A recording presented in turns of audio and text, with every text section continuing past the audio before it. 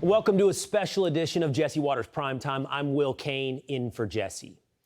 Venezuela used to be the crown jewel of Latin America.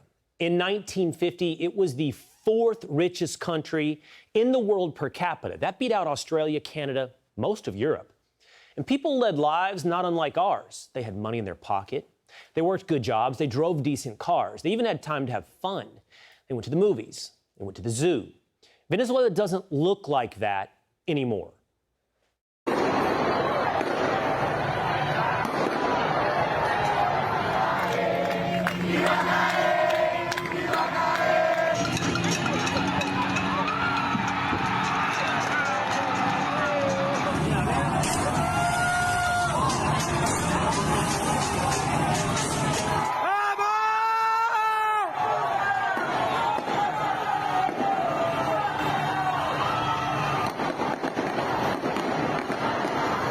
Today, the grocery stores are barren, the people are hungry and poor, and they went from the fourth richest country in the world to 156th, behind Uzbekistan. Starving Venezuelans now break into the zoos that they used to visit to kill and eat animals. So what happened? A man named Hugo Chavez seized power in the late 1990s, and while the country was blessed with oil reserves, they were cursed by a socialist government that spent all of their money on social programs.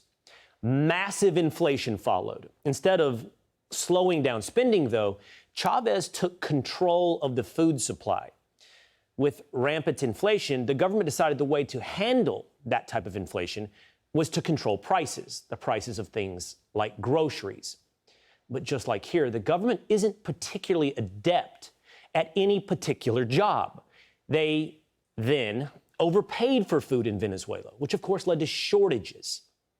A few years later, Venezuela suffered an economic crash bigger than the Great Depression.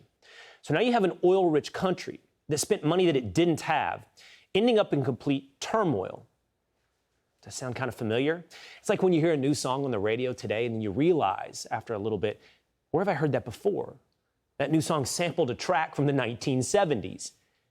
We're hearing a story today we've heard before, and maybe we should learn a lesson from Venezuela. Kamala Harris is ripping a page out of Hugo Chavez's playbook. The Biden-Harris White House has turbocharged inflation by spending trillions that we do not have. And today, Kamala proposed doing exactly what Hugo did, controlling the price of food. And I will work to pass the first ever federal ban on price gauging on food.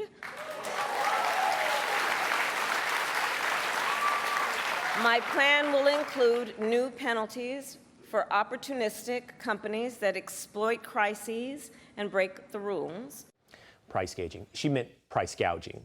A new federal ban on price gouging means that the government, not the free market, determines the price of your groceries. And we know what happens when the government does this. Breadlines. Kamala justifies controlling the price of food by blaming, quote, greedy corporations for the high price of groceries. But the numbers just aren't on her side. She talked about the profits of grocery stores. Their margins are incredibly thin. For every dollar sale, they make profits of around 1 to 3 cents. Just try proving that their price gouging is going to be incredibly difficult beyond anything else. Some of the stuff around price gouging misidentifies what caused inflation. I think inflation was caused by supply chain disruptions, the big government spend that accompanied the COVID crisis. We've seen this kind of thing tried in lots of other countries before: Venezuela, Argentina, the Soviet Union, et cetera. It leads to shortages. It leads to black markets, plenty of uncertainty. Kamala doesn't just want to control the price of food. She wants to give more of your money to other people. I will work as president with states like here in North Carolina, Roy Cooper, thank you again, to cancel medical debt for more and more, millions more Americans. Cancel student debt, cancel medical debt. That would cost billions of dollars. And guess what that would do? Crank up inflation. We're supposed to be tightening the belt, but if Kamala never admits that government spending is part of the problem, she doesn't have to address it. And of course, she also doesn't have to accept responsibilities of Bidenomics. Just keep writing more checks with other people's money. Here's an idea. How about free down payments on homes?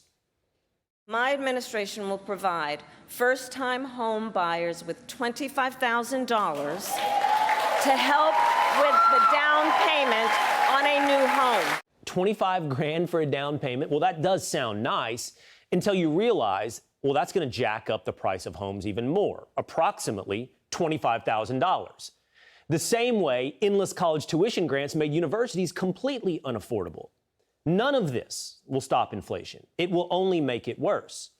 Well, maybe that was never the goal, to fix the economy. Maybe it's to actually rig the economy.